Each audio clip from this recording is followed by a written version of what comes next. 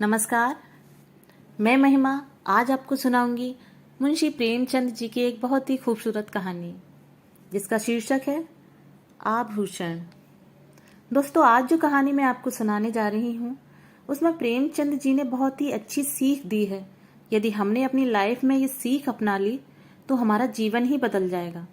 अगर आप चाहते हैं कि इस कहानी से आपके अपने भी कुछ सीखें और कुछ लाभ उठाएं तो उन्हें भी ये जरूर शेयर कीजिएगा। अगर आप चैनल पर नए हैं तो लाइक, शेयर और सब्सक्राइब कर लीजिए और कहानी को अंत तक जरूर सुनिएगा। तो आइए बिना किसी देरी के कहानी शुरू करते हैं। आभूषणों की निंदा करना हमारा उद्देश्य नहीं है। हम असहयोग का उत्पीड़न सह सकते हैं पर ललनाओं के निर्दय घातक बागवानों को ओढ़ नहीं सकते। तो भी इतना अवश्य कहेंगे कि इस तृष्णा की पूर्ति के लिए जितना त्याग किया जाता है उसका सदुपयोग करने से महान पद प्राप्त हो सकता है।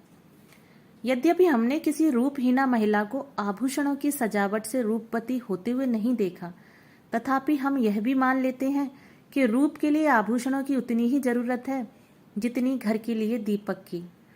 किंतु शारीरिक शोभा के लिए हम तन को कितना मलिन, चित्त को कितना अशांत और आत्मा को कितना कलुषित बना लेते हैं, इसका हमें कदाचित ज्ञान ही नहीं होता। इस दीपक की ज्योति में आंखें धुंधली हो जाती हैं। यह चमक दमक कितनी ईर्ष्या, कितनी द्वेष, कितनी प्रतिस्पर्धा, कितनी दुश्चिंता और कितनी दुराशा का कारण है। इसकी केवल कल्पना से ही रोंगटे खड़े हो जाते हैं। इन्हें भूषण नहीं दूषण कहना अधिक उपयुक्त है। नहीं तो यह कब हो सकता था कि कोई नववधू पति के घर आने के तीसरे दिन अपने पति से कहती कि मेरे पिता ने तुम्हारे पल्ले बांधकर मुझे तो कुएं में ढकेल दिया। शीतला आज अपने गांव के ताल्लुकेदार कुंवर सुरेश सिंह की नवविवाहिता वधू को देखने गई थी। उसके सामने वह मंत्रमुग्ध सी हो गई।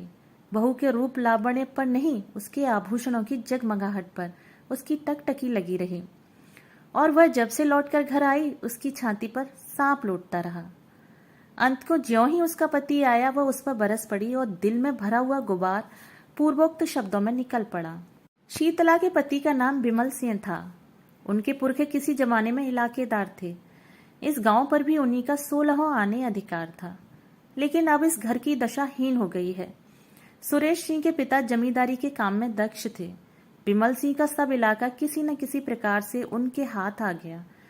विमल के पास सवारी का टट्टू भी न था। उसे दिन में 2 बार भोजन भी मुश्किल से मिलता था। उधर सुरेश के पास हाथी, मोटर और कई घोड़े थे।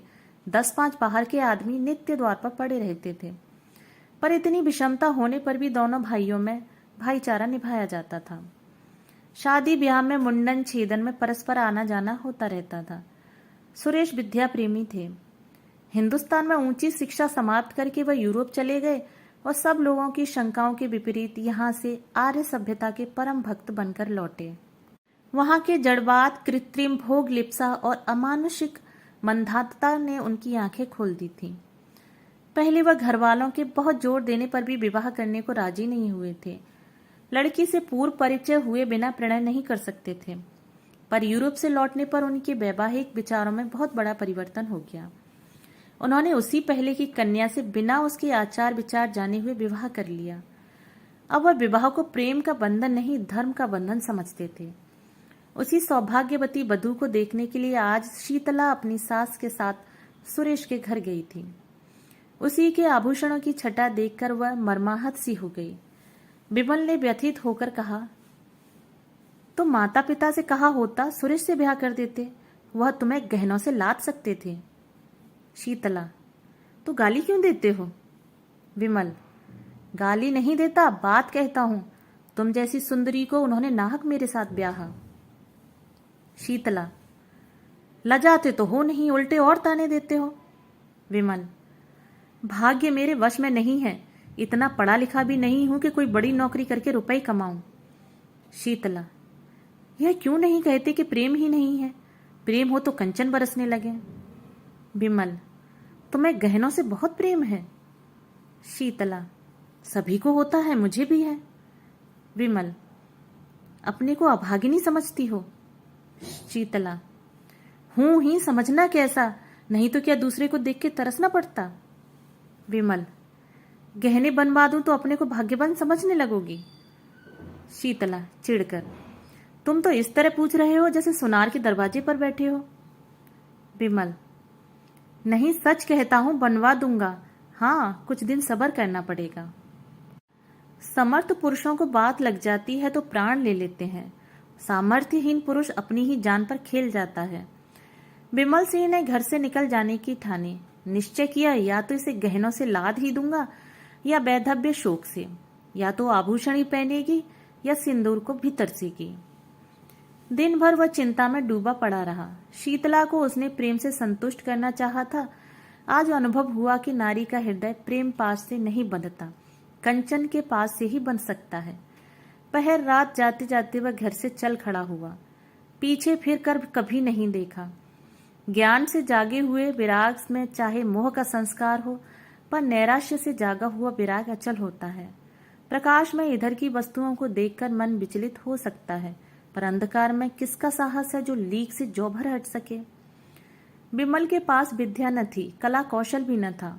उसे केवल अपने कठिन परिश्रम और कठिन आत्मत्याग ही का आधार था। वह पहले कलकत्ता गया। वहां कुछ दिन तक एक सेठ की आगवानी करता रहा। वहां जो सुन पाया कि रंगून में मजदूरी अच्छी मिलती है तो वह रंगून जा पहुंचा और बंदर पर माल चढ़ाने उतारने का काम करने लगा। कुछ तो कठिन श्रम, कुछ खाने पीने के असंयम और कुछ जलवायु की खराबी के कारण वह बीमार हो गया। शरीर दुर्बल हो गया, मुख की कांति जाती रही। फिर भी उससे ज्यादा मेहनती मजदूर बंदर पर दूसरा न था। और मजदूर थे, पर यह मजदूर तपस्वी था। मन में जो कुछ ठान लिया उसे पूरा करना उसके जीवन का एकमात्र उद्देश्य था। उसने घर को अपना कोई समाचार न भेजा।